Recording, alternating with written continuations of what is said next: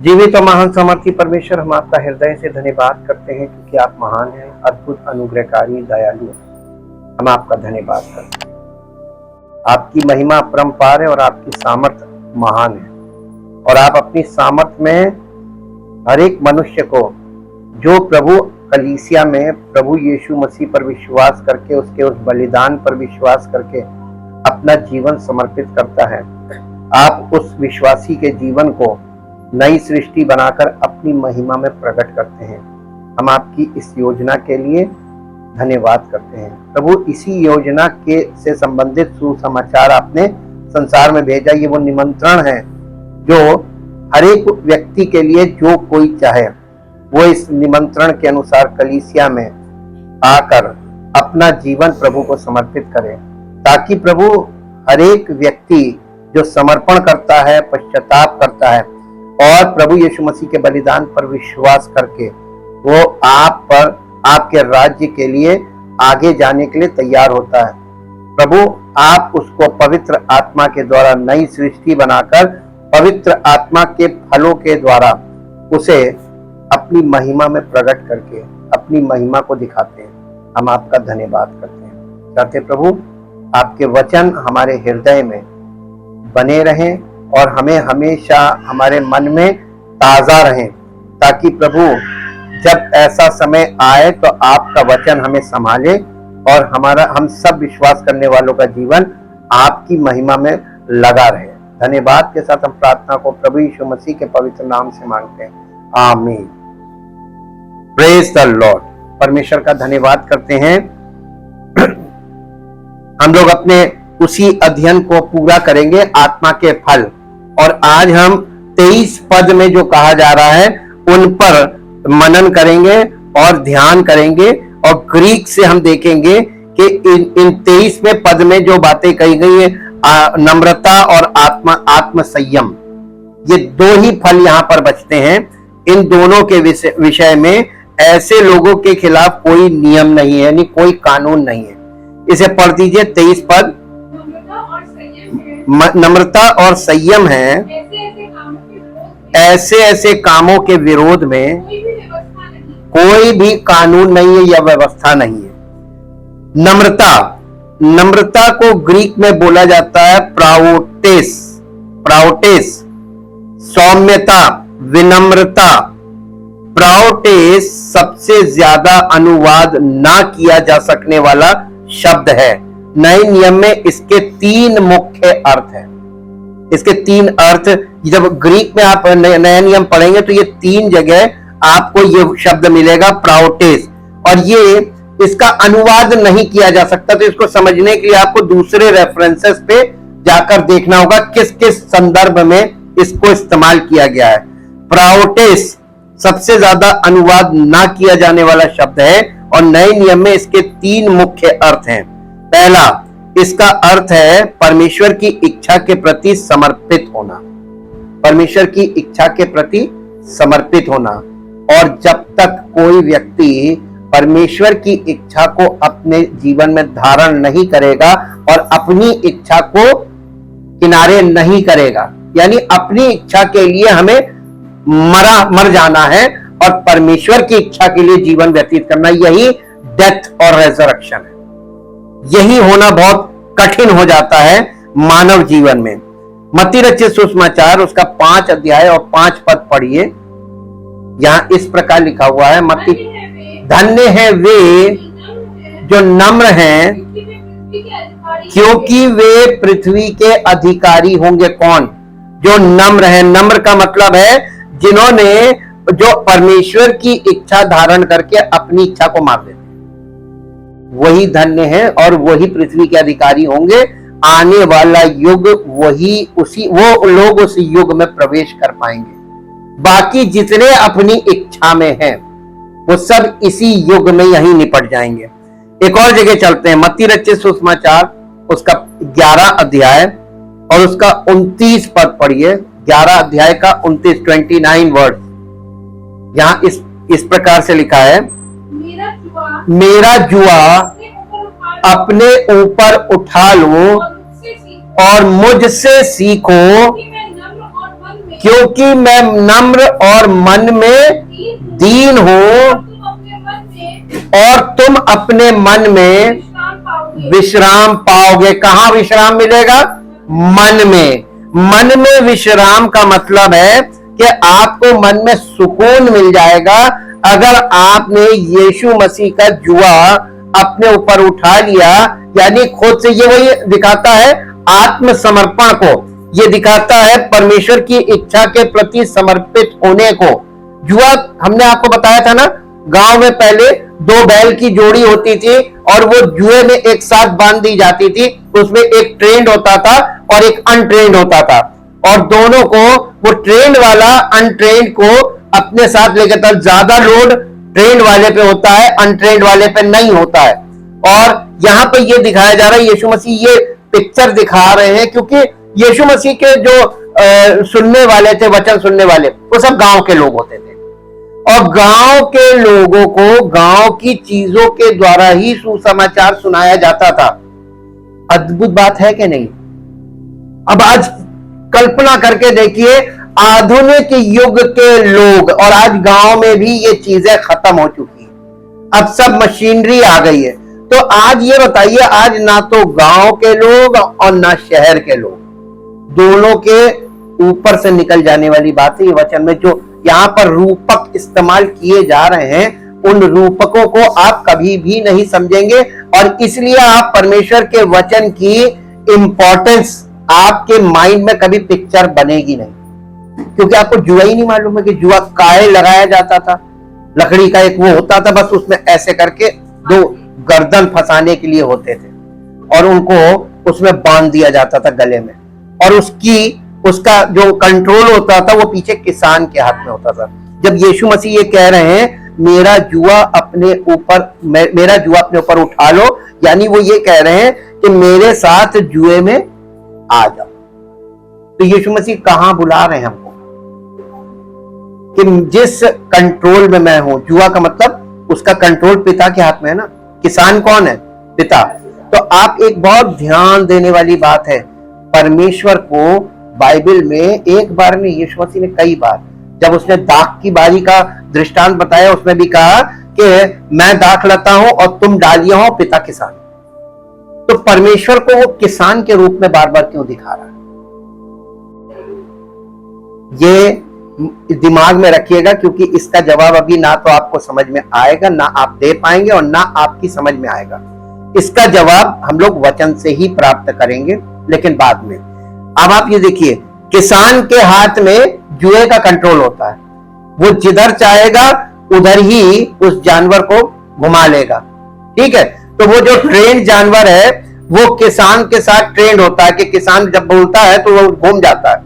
लेकिन जो अनट्रेंड होगा उसको वो ट्रेंड वाले के साथ, जुए में बंधे तो वो एक तरफ जब घूमेंगे तो वो एक साथ घूमेंगे, जिधर वो ट्रेंड वाला घूमेगा जुआ उधर घूमेगा, तो अनट्रेंड वाला उधर ही। तो यीशु मसीह यहां पर ये कह रहे हैं कि जैसे मैं पिता के कंट्रोल में हूं और पिता की इच्छा को पूरा करता हूं जीवन में, अपने जीवन से, वैसे ही तुम मेरे साथ जुड़ जाओ, ताकि मुझे फॉलो करो, और मैं पिता की इच्छा में चल रहा हूं, तुम मेरी इच्छा में चलो। तो हम इस तरीके से यीशु मसीह के द्वारा पिता की इच्छा को पूरा कर सकते, खुद से नहीं कर सकते। इंडिविजुअल कैपेसिटी में हम अपनी स्वतंत्र देह के द्वारा और स्वतंत्र इच्छा के द्वारा हम ये काम नहीं कर सकते। इसी को यहां पर विनम्रता बोला गया है, नम्रता बोला गया है, प्राउटिस। ये थोड़ा सा कठिन है इसको इंटरप्रेट करना, इसलिए इसको संदर्भों के द्वारा आपको समझना पड़ेगा। और फिर तीसरी जगह है मत्ती रचित सुसमाचार, उसका 21 अध्याय और उसका 5 पद। मत्ती रचित सुसमाचार 21 अध्याय का 5 पद पढ़िए। सयोन की बेटी से कहो, देख तेरा राजा तेरे पास आता है, वो नम्र है और गधे पर बैठा है, वरन लादू के बच्चे पर। देखो वो नम्र है। यीशु मसीह क्या है? नम्र का मतलब मालूम क्या हुआ? अभी भी आपको समझ में नहीं आया। वह नम्र का मतलब वो पिता की इच्छा में है, अपनी इच्छा में, अब आपको एक और बात बताते हैं जो आप लोगों ने बहुत बार सुनी और हमने बहुत बार पढ़वाई। यीशु मसीह कहने लगा जो पिता जिससे प्रेम करेगा उसी से पुत्र प्रेम करेगा। तो यीशु मसीह ने यह क्यों नहीं कहा कि जिससे पुत्र प्रेम करेगा उससे पिता प्रेम करेगा, ना, उल्टा हो गया। वो पिता के अधीन है। आप जब यीशु मसीह के अधीन होते हैं तो यीशु मसीह के द्वारा आप पिता के अधीन होते हैं। परमेश्वर को कभी किसी ने नहीं देखा, तो परमेश्वर को कैसे लोग जानेंगे? तो यीशु मसीह के द्वारा हम परमेश्वर से हमारा कनेक्शन बनता है, हमारा रिश्ता बनता है, हमारा संपर्क बनता है। और ये संपर्क स्वार्थी संपर्क नहीं है, शारीरिक संपर्क नहीं है, ये एक माध्यम से संपर्क बना है। और आपको एक और चीज जब इतनी बात समझ में आई है तो पिता को आप जैसे कागज पे लिखिए परमात्मा, जिसे हम पिता बोलते हैं, फिर लिखिए आत्मा, यीशु मसीह जीवन देने वाली आत्मा, तो आत्मा यीशु मसीह है। और फिर है पवित्र आत्मा। तो कितनी आत्मा हुई? 3, पिता पुत्र पवित्र आत्मा। एक्चुअली ये तीनों का जो एसेंस है यानी जो मूल है वो तीनों आत्मा ही है, और इसलिए इनका स्वभाव एक है। ये आपस में आत्मा में सहमत है। सिर्फ इसमें डिफरेंसेस क्या है? पर्सन का। फादर फिगर है, कमांड करता है, उसकी आज्ञा है, उसकी इच्छा है। और पुत्र उसकी इच्छा को पूरा करने वाला। और फिर पवित्र आत्मा जब हमारे जीवन में पवित्र आत्मा के द्वारा वो हमको आत्मा में से मिलाता है। पवित्र आत्मा हमको आत्मा मतलब जीवन देने वाली आत्मा मतलब यीशु मसीह। तो पवित्र आत्मा हमको यीशु मसीह में स्थापित करने का काम करता है ताकि हम यीशु मसीह के माध्यम से पिता तक हमारी। इसीलिए यीशु मसीह ने बोला था कि जो कोई तुम पर विश्वास करता है, चेलों से कहा था जो तुम पर विश्वास करता है वो मुझ पर विश्वास करता है, और जो मुझ पर विश्वास करता है वो मेरे पिता पर जिसने मुझे भेजा उस पर विश्वास करता है। डायरेक्ट कांटेक्ट हो तो बताइए। आत्मा से डायरेक्ट संपर्क ना तो किया जा सकता है और ना हो सकता है, दोनों बातें। ये माध्यम है, और माध्यम को ही लोग, अब ये देखिए पवित्र आत्मा का जो पर्सन बताया जाता है, यीशु मसीह ने अपने चेलों से कहा था जो तुम पर विश्वास करता है वो मुझ पर विश्वास करता। क्यों बोला था? क्योंकि चेलों ने सेवकाई कब शुरू की है? जब पवित्र आत्मा उन पर उतर गया था बॉडीली। तो पवित्र आत्मा की यीशु मसीह ने मना किया था कि तुम अभी चले मत जाना, ठहरे रहना जब तक ऊपर से सामर्थ ना पाओ।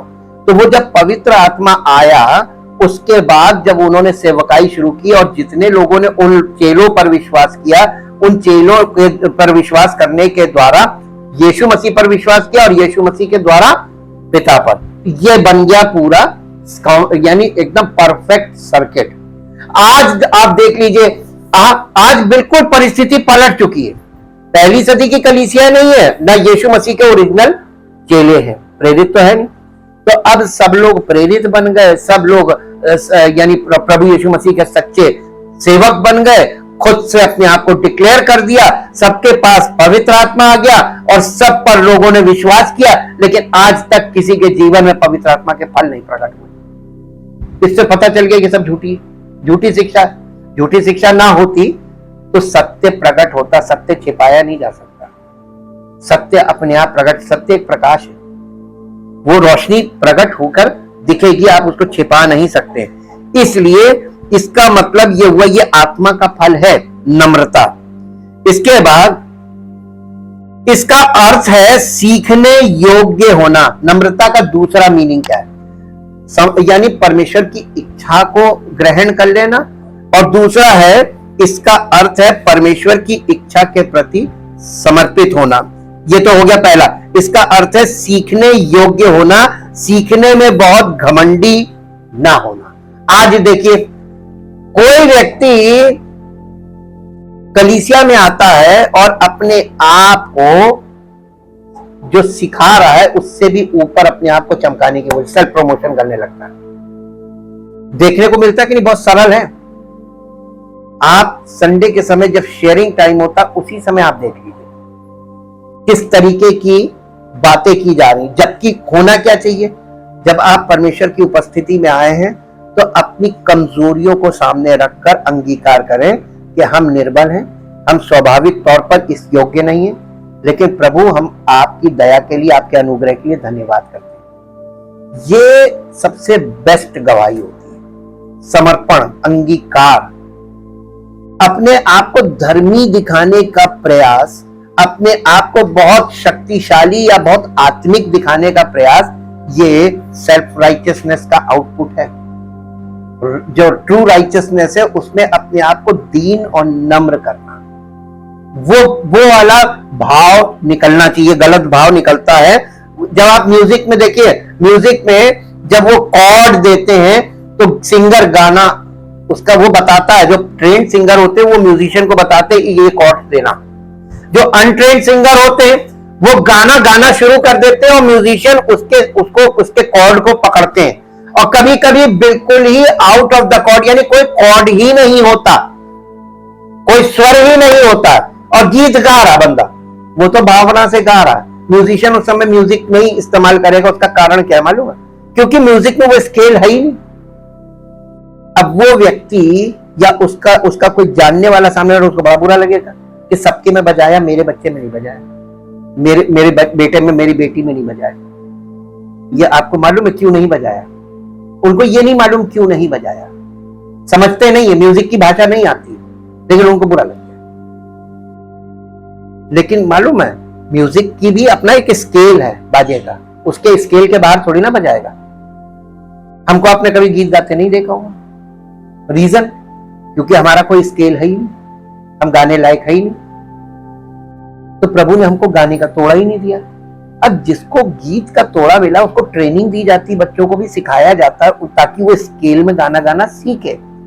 जब तक उसको ट्रेंड नहीं किया जाएगा म्यूजिक के हिसाब से, इंस्ट्रूमेंट के हिसाब से गीत गाना कैसे शुरू करना है, गीत को कहां से किस स्केल से शुरू करना, तब तक वो रॉ मटेरियल है, वो जहां से भी गाएगा तो उसमें बाजा बज ही नहीं सकता। ये समस्याएं भी साथ साथ चलेंगी। जब आप सेवकाई में होते हैं आपको सहने के लिए बहुत तैयार होना होता है, लोगों के रिएक्शंस को झेलने के लिए तैयार होना। देखिए जब आप परमेश्वर की इच्छा में खड़े हैं तो यहां आपकी अपनी इच्छा तो है नहीं, तो आप हर बात का जवाब किसी को दे नहीं पाएंगे, क्योंकि आप परमेश्वर की इच्छा में। लोग दिन भर परमेश्वर को क्या क्या बोलते रहते हैं, वो प्रत्युत्तर करता है? क्यों नहीं करता बताइए? वो कहता मैं इनकी बातों का क्या जवाब दें, मूर्खता के सवालों का क्या जवाब दें, इनकी हरकतों का जवाब क्या दें। ये अपने आप ही अपने लिए कष्ट पैदा कर रहे हैं। इसी प्रकार से जब परमेश्वर की इच्छा में कोई व्यक्ति चला जाता, सेवक चला जाता, तो उसको हर एक व्यक्ति को जवाब देने की जरूरत नहीं है। ये तो ऐसा टॉपिक चल रहा है कि यहाँ पर उससे संबंधित विषय स्पष्ट किया जा सकता है, इसलिए मैंने किया।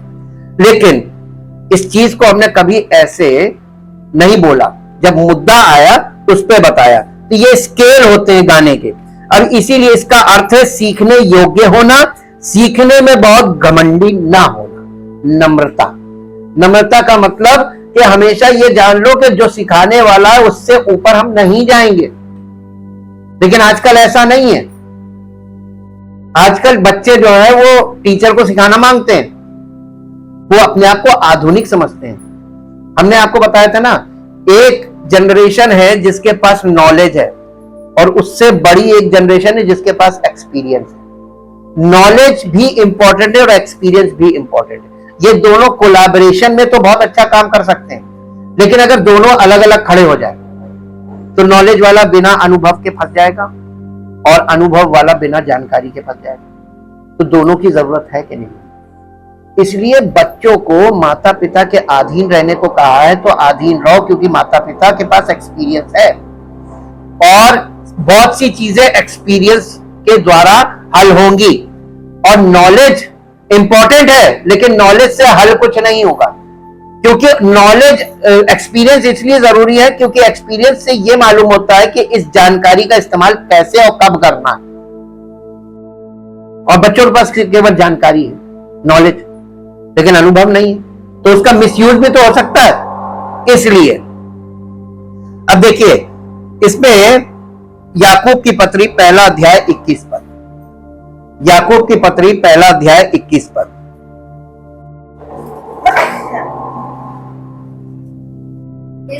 इसलिए सारी मलिनता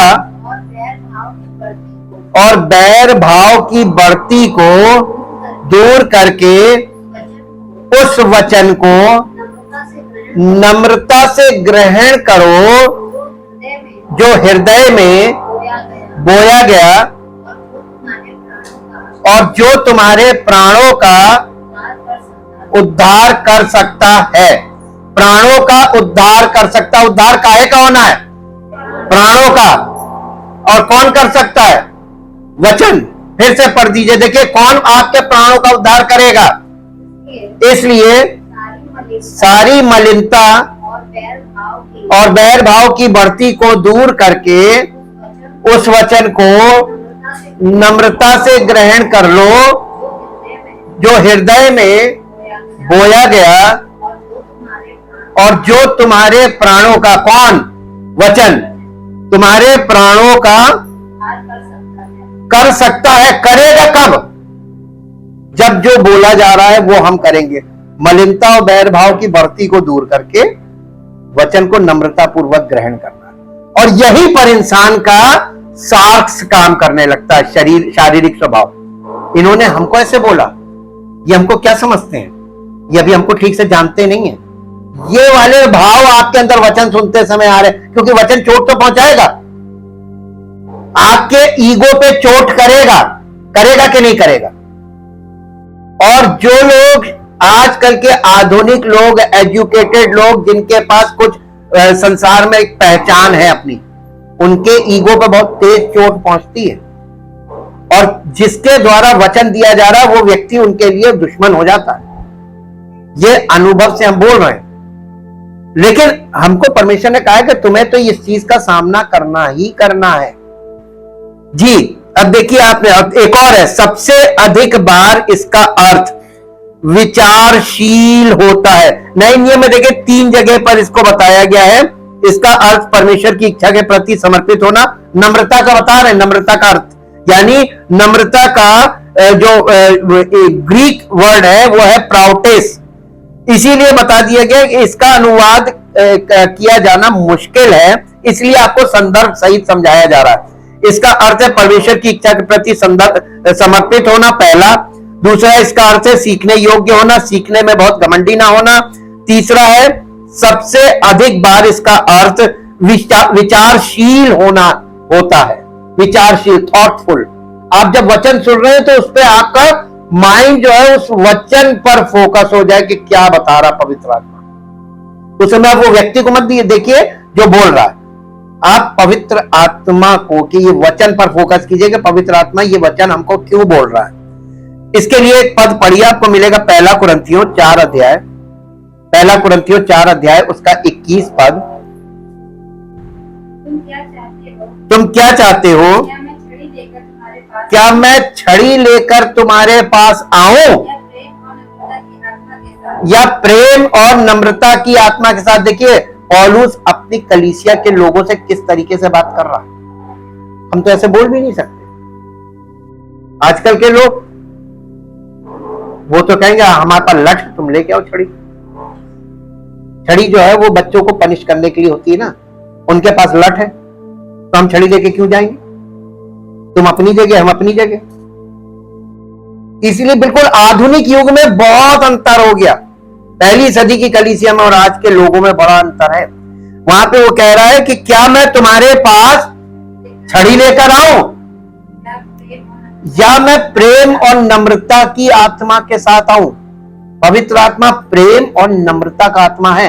लेकिन आप छड़ी के विषय में नीति वचन में जाके पढ़िएगा, अपने पुत्र से छड़ी को अलग ना रख, उसको अनुशासित करने के लिए छड़ी का इस्तेमाल करना पड़ेगा।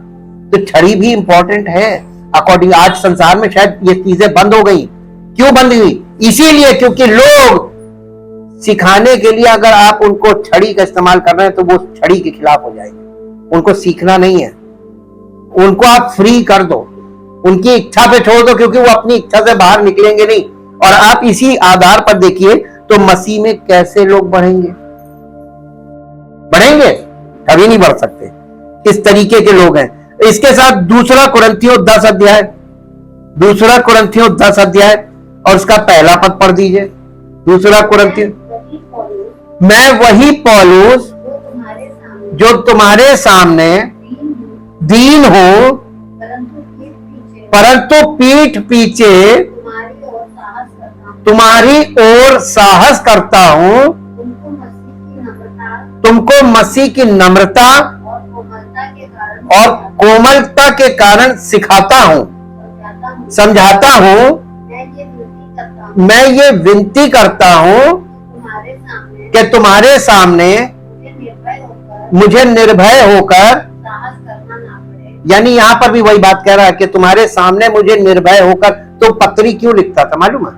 जो बात वो मुंह पे कहने से कि अगर हम बोल देंगे तो हो सकता है रिएक्ट कर जाए, इसीलिए वो पत्री लिखकर उनके पास भेजता था, ताकि वो पढ़ने वाला पत्री पढ़ के सुना देगा। अब तुमको जो पढ़ के सुना रहा है उसके ऊपर तो गुस्सा उतारोगे नहीं, जिसने लिखा है वो जेल के अंदर है, तो उसको उसका कैद में जाना भी एक परमेश्वर की योजना थी, क्योंकि यीशु मसीह ने एक बात बोली थी। अब मैं आपको फिर रिमाइंड करा रहा हूं, ऐसे संदर्भ में ये बात याद कीजिए। यीशु मसीह ने अपने चेलों से कहा था, मुझे तुमसे बहुत सी बातें कहनी है जिन्हें तुम अभी सह नहीं सकते, परंतु जब वो अर्थात सत्य का आत्मा आएगा तब तुम्हें सब सत्य का मार्ग, वो बातें जो तुम सह नहीं सकते हो। यीशु मसीह ने अपने चेलों से क्यों नहीं बोली थी? क्योंकि वो भी सह नहीं सकते थे। यीशु मसीह ने अपना काम किया और उस बात को याद रखा कि पवित्र आत्मा आएगा तो वो हार्ड बोलेगा। तो पवित्र आत्मा जब उतरा तो चेलों ने हार्ड बोला। तो चेले जो बोल रहे थे वो नहीं बोल रहे थे, पवित्र आत्मा बोल रहा था। वही पौलुस के द्वारा भी हुआ। तो पौलुस को परमेश्वर ने ये हार्ड बातें जब पवित्र आत्मा के द्वारा उसके मुंह से निकलनी थी, उसको कैद में डलवा दिया। वो कैद, इसीलिए उसने लिखा है कि मेरे कैद में होने से वचन जो है वो बढ़ रहा है। मेरे कैद में होने से परमेश्वर के वचन की बढ़ती हो रही है। तो वचन बढ़ना चाहिए कलीसिया में। और आज देखिए सेवक का गुणगान हो रहा है। वचन तो लोगों के ये सुना और ये निकाला, उसका कोई प्रभाव मनुष्य के स्वभाव में, विश्वासी के स्वभाव में नहीं दिखता। ये प्रचार ऐसा कि सुनने समय बहुत अच्छा लगेगा कानों को सुनने में, लेकिन अगर वो वचन सुन के आपका जीवन परिवर्तित नहीं हुआ, आपका स्वभाव परिवर्तित नहीं हुआ, आपका हृदय परिवर्तन नहीं हुआ, पवित्र आत्मा के फल आपके अंदर पैदा नहीं हुए, तो वो वचन केवल मौखिक वचन था, विदाउट स्पिरिट। वो शब्द था, वो आत्मा के साथ वचन नहीं था, वो शब्द था। और शब्द मारता, आत्मा जिलाता। आत्मा के सेवक और शब्द के सेवक। आज कौन से सेवक आपको मिल रहे हैं जो प्रचार कर रहे हैं? शब्द के सेवक। सुनने में बड़े अच्छे लगेंगे, बहुत एक से एक है, हमसे ज्यादा किसी ने सुना नहीं होगा। हमने फॉरेन के लोगों को सुना है, ऐसा बोलते थे पूरी कलीसिया को तौबा कर ले, और दूसरे दिन देखिए वही सबका वही सेम स्वभाव काम कर रहा है। तो कहां लिखा है कि पश्चाताप के बाद पवित्र आत्मा के फल तुरंत आ जाएंगे? तुरंत आएंगे? आप जमीन में एक बीज बोइए, दूसरे दिन देखिए फल आ जाएगा। हाँ, टाइम लगता है ना। तो ये एक प्रोसेस है। एक से एक मोटिवेशनल स्पीकर्स हैं, और उससे शारीरिक लोग जिनमें जो अपनी इंद्रियों के कंट्रोल में, वो लोग उनसे प्रभावित हो सकते, सुन के बड़ा उनको आनंद आएगा। लेकिन हम आपको लिख के दे दें, उनके हृदय का परिवर्तन कभी नहीं होगा, उनका स्वभाव कभी नहीं बदलेगा, उनमें आत्मा के फल कभी प्रकट नहीं। क्यों? क्योंकि वो सुनने वाले के वचन को सुनकर आनंद उठा रहे हैं। और वचन को सुनने से कोई फायदा नहीं अगर वो आपके अंदर टिकता नहीं है, और जो आपके हृदय को परिवर्तित नहीं करता, आपके स्वभाव को परिवर्तित नहीं करता, और इसे हमारी इच्छा को, हमारे पुराने स्वभाव को मारकर हमारे अंदर एक नया मनुष्य उत्पन्न नहीं करता, वो वाला वचन कभी भी प्रभावशाली नहीं होगा। वो पवित्र आत्मा के द्वारा नहीं। पवित्र आत्मा जैसे 100 सुनार जैसे चोट मारता है हल्की हल्की, पवित्र आत्मा इस तरीके से काम करता है। तुम डेली स्टडी में होगे, डेली आपको चक चक चक चक चक चक चक चक शेप दे रहा हूं। ये एक बार में किया जाने वाला एक प्रचार में आपको आनंद आ सकता है, लेकिन चुभने वाला प्रचार जब होगा ना, तब हृदय में काम होगा।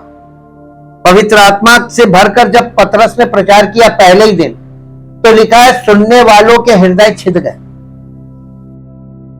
और वो प्रश्न करने लगे कि हम क्या करें उद्धार पाने के लिए। और आजकल के प्रचारकों को लोग सुनकर बड़े उत्साहित हो जाते, क्या बोला है। नहीं, वचन प्रचारक की आपको बड़ाई करने की जरूरत नहीं है, क्योंकि प्रचारक ने अपना कोई कुछ नहीं दिया। उसने आपको बाइबल से पढ़ के सुना दिया, अपने बुद्धि का इस्तेमाल किया।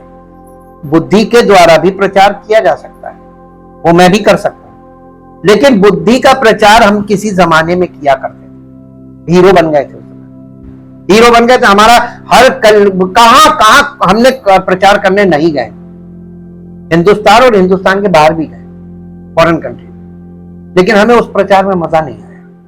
तालियां बजती थी, लेकिन उसमें हमें अंदर जो हमको आनंद मिलना चाहिए वो नहीं आया। लेकिन जब पवित्र आत्मा का समर्पण, हमने अपना जीवन उसको 100% सरेंडर किया और उसके बाद जो शुरू किया, तो सब जगह से कट ऑफ होना पड़ा। क्यों? क्योंकि हमें पवित्र आत्मा की इच्छा के अनुसार चलना और बोलना, इसमें हमें ज्यादा आनंद आता है।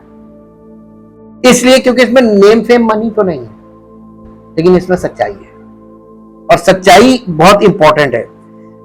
इफिसियों की पत्री 4 अध्याय उसका 2 पद पढ़िए। इफिसियों 4 अध्याय का 2 पद।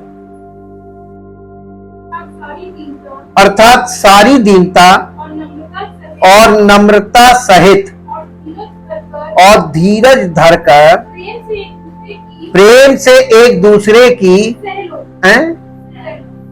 यही तो गलत चीज है, सहना ही तो नहीं मांगते। नम्रता से धीरज धरकर एक दूसरे की, कहां? संसार में नहीं बोल रहा, कलीसिया में।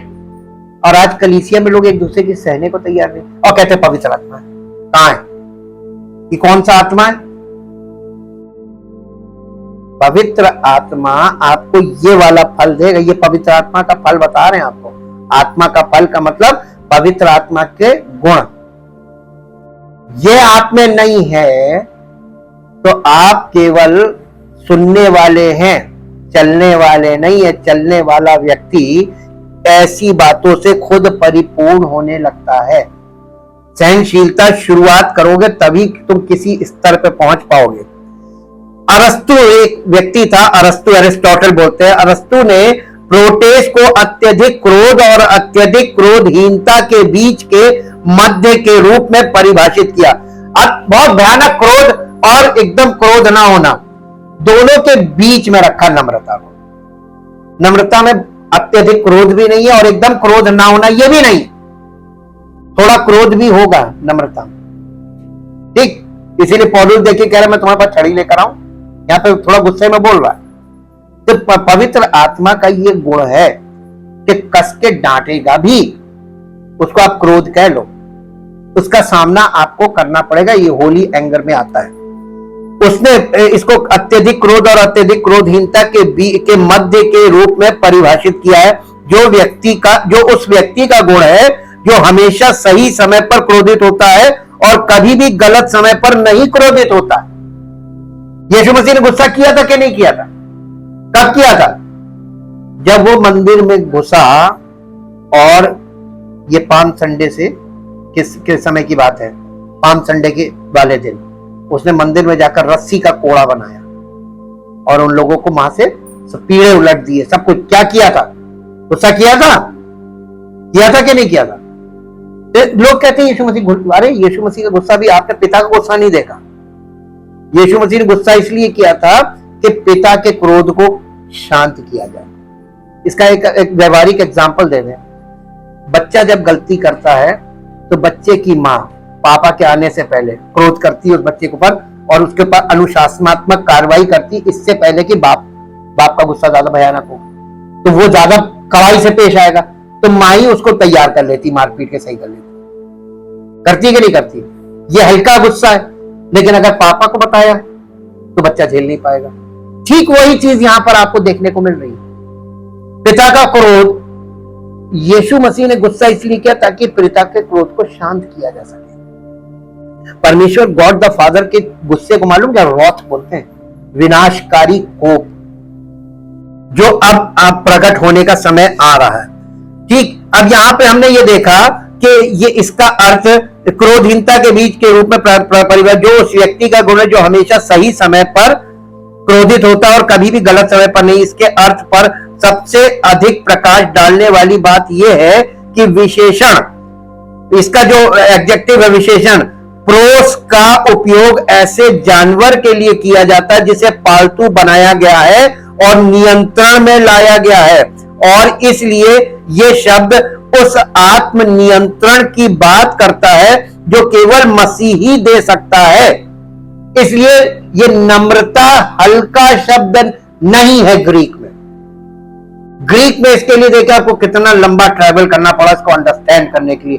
हम लोग ऐसे क्या पढ़ते हैं, एक लाइन में पढ़ जाते हैं नम्रता, और शरीर में लोग नम्रता कैसे दिखाते हैं, दीन और नम्र कैसे बनते हैं। अरे भैया आपको लगता है ये नम्र, अरे इंसान से बड़ा एक्टर कोई नहीं।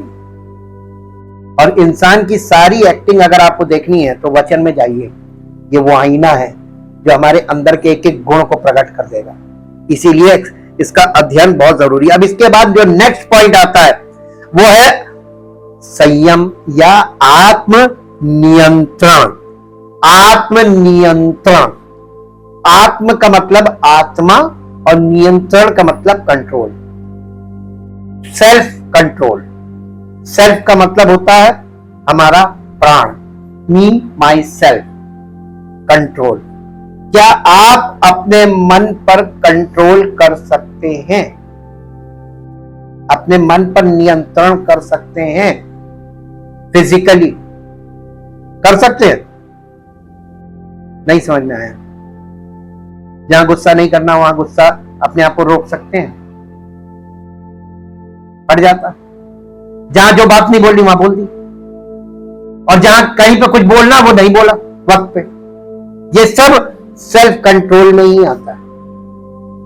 विषय से भटक जाना, मुद्दे से भटक के बात करना, उलझाना बातों को, ये सब चीजें आत्मनियंत्रण। इसका ग्रीक वर्ड है एंगक्राटिया। उस व्यक्ति का गुण जो अपनी इच्छाओं और भावनाओं पर, विशेष कर अपनी कामुक भूख पर नियंत्रण कर लेता है। अपने ऊपर पूरा कंट्रोल के नहीं, अपने आप को हमें अपने कंट्रोल में रखना है। आत्म नियंत्रण वो गुण है जो शारीरिक इच्छाओं पर विजय दिलाता है। चाहिए शारीरिक इच्छाओं पर आपको विजय चाहिए, जीत चाहिए, कि हार कर हर इच्छा पूरी करने में लगे रहें। हाँ, जीत चाहिए तो इसके लिए तो आपको समर्पण करना पड़ेगा। बॉर्न अगेन होंगे तब पवित्र आत्मा हमारे अंदर काम करेगा, तब ये चीज उत्पन्न करेगा। उस व्यक्ति का गुण जो अपनी इच्छाओं और भावनाओं पर, विशेषकर अपनी कामुक भूख पर नियंत्रण कर लेता है। आत्म नियंत्रण। कामुक भूख का मतलब मालूम क्या है? Unbridled desires. अनब्रिडल्ड डिजायर का मतलब मालूम है क्या? यानी हमारी इच्छाओं पर हमारा नियंत्रण है ही नहीं। आज के युग में ऑनलाइन शॉपिंग, मोबाइल फोन हर एक के हाथ में, और ऑनलाइन पेमेंट की सुविधा हर एक के पास है।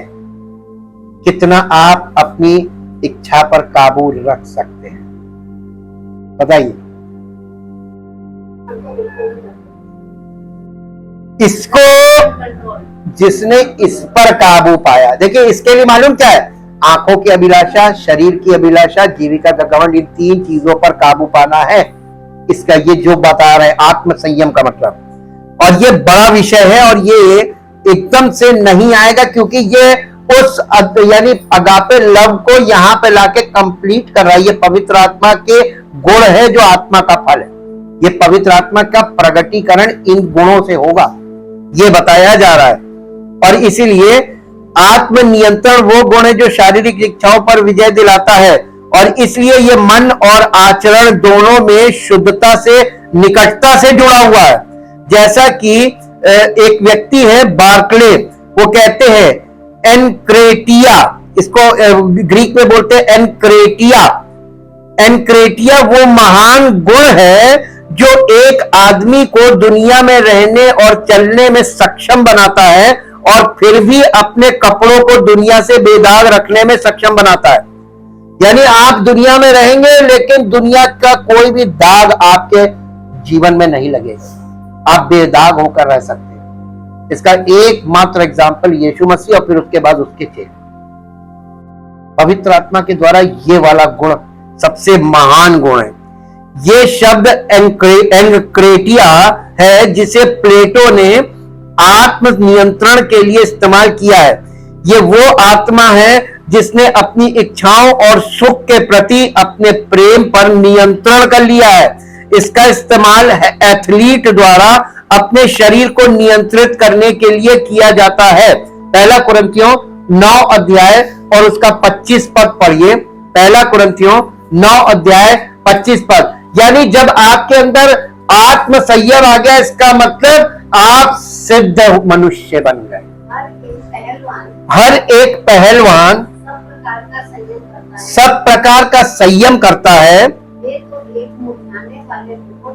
वे तो एक मुरझाने वाले मुकुट को पाने के लिए सब करते हैं, परंतु हम तो उस मुकुट के लिए करते हैं जो मुरझाने का नहीं। इसलिए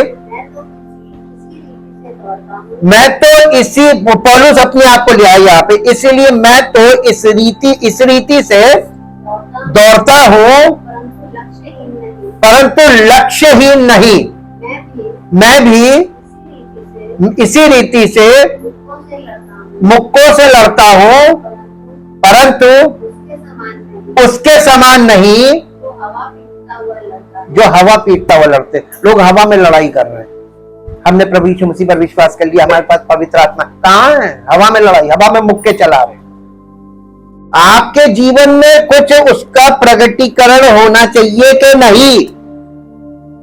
सिद्ध व्यक्ति, पवित्र आत्मा हमको क्या बनाता है? सिद्ध मनुष्य बनाता है। सिद्धता के लिए कलीसिया की स्थापना की गई है ताकि मसीही विश्वासियों को सिद्ध बनाया जाए। सिद्ध का मतलब मालूम है? यीशु मसीह के स्वरूप में बना दिया जाए।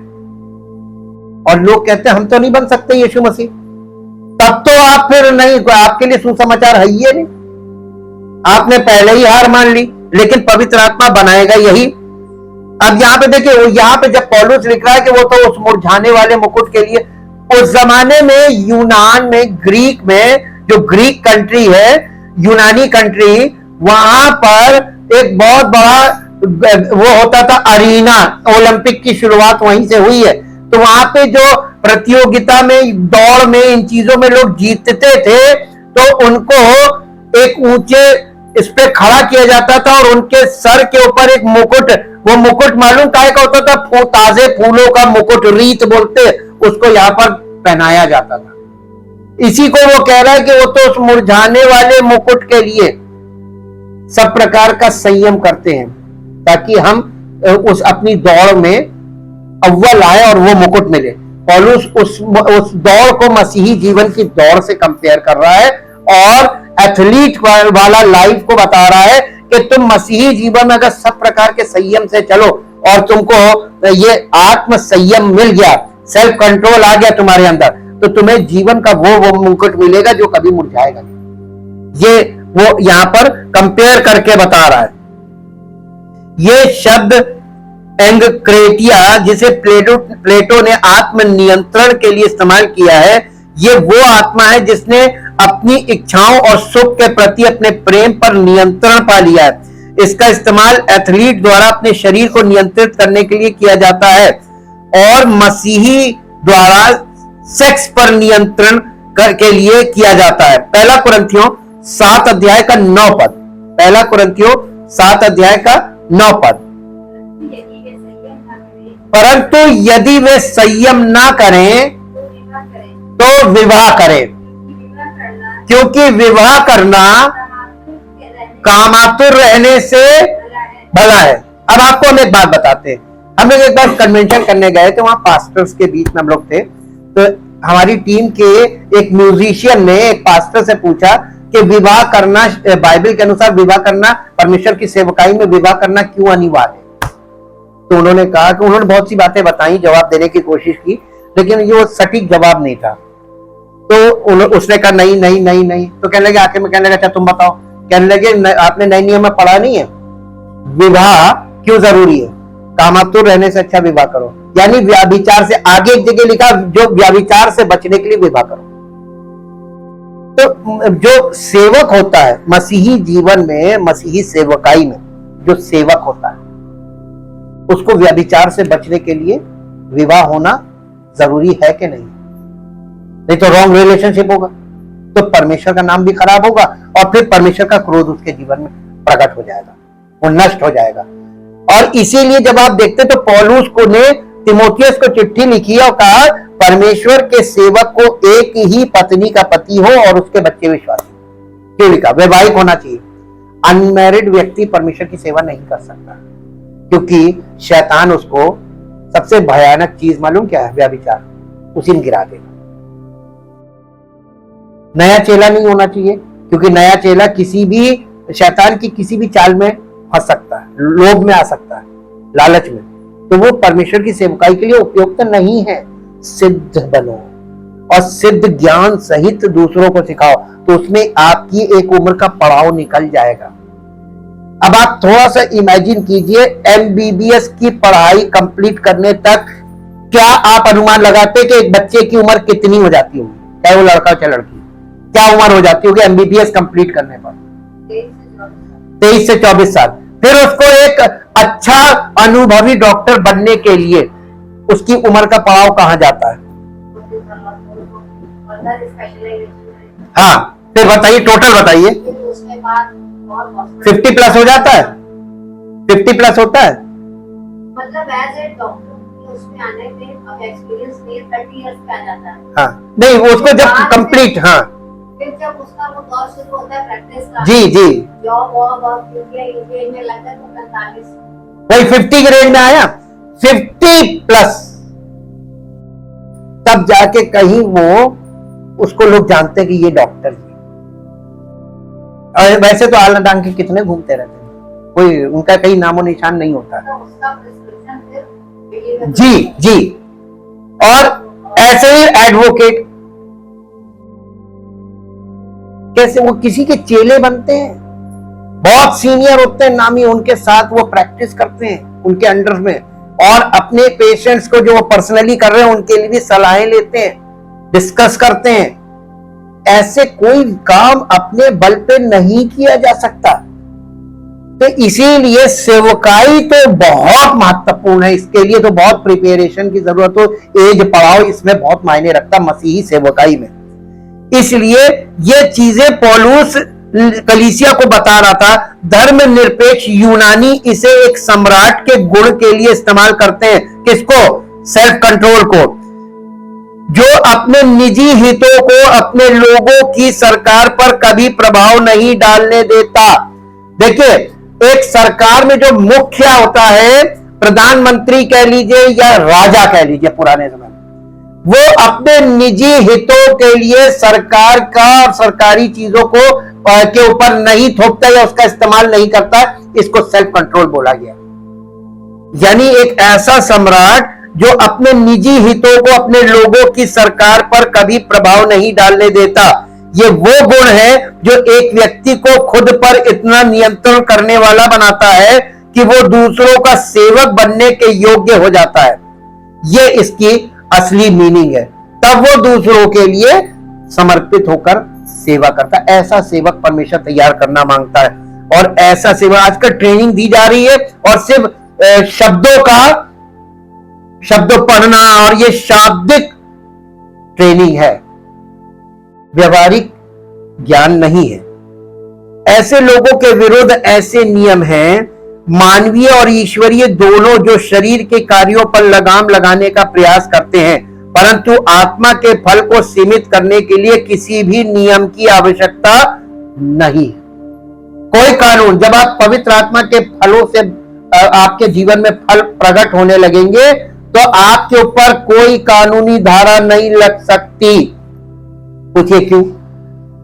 अब बताइए, ये जो बातें हमने कल और आज तक जो बताई आत्मा का फल, इसमें कौन सी ऐसी चीज है जिसके कारण लोग आपको धर्म परिवर्तन कह सकते है? कोई? जब आप शारीरिक तौर पर जो आप नहीं है वो प्रकट करना चाहेंगे तो लोग कहेंगे कि धर्म परिवर्तन करें। आपके चरित्र में वो चीज नहीं है, आप वो चीज बोल रहे हैं। लेकिन जब आपका चरित्र व्यवहार ही अंदर से बदलेगा, धीरे धीरे उसका प्रगटीकरण होने लगेगा, आपका व्यवहार, आपका स्वभाव, तो लोग कहेंगे ये तो बदल गया। तब वो आपकी तरफ बढ़ेंगे, हम भी चलेंगे। जब गुण पवित्र आत्मा के गुण आपके जीवन से प्रकट होंगे तो परमेश्वर की महिमा के लिए प्रकट होंगे। आपकी घमंड करने के लिए नहीं, आपको आपके दिखावे के लिए नहीं होंगे, आप परमेश्वर की महिमा के लिए प्रकट होंगे। क्या आप अपना जीवन परमेश्वर की महिमा के लिए समर्पित करना चाहते हैं? आपको देखना पड़ेगा, सीखना पड़ेगा, आपको नियंत्रित करा जाएगा, आपको नियंत्रण में रहना सिखाया जाएगा। क्या आप नियंत्रण में रहना पसंद करेंगे? कितनी देर तक? आजकल के बच्चों को थोड़ी देर नियंत्रण करके दिखा दीजिए, उनका फोन ले लीजिए, 12 घंटे नहीं मिलेगा। ये नियंत्रण में लोग नहीं आना, अनियंत्रित स्वभाव, अनियंत्रित, सब कुछ अनियंत्रित है।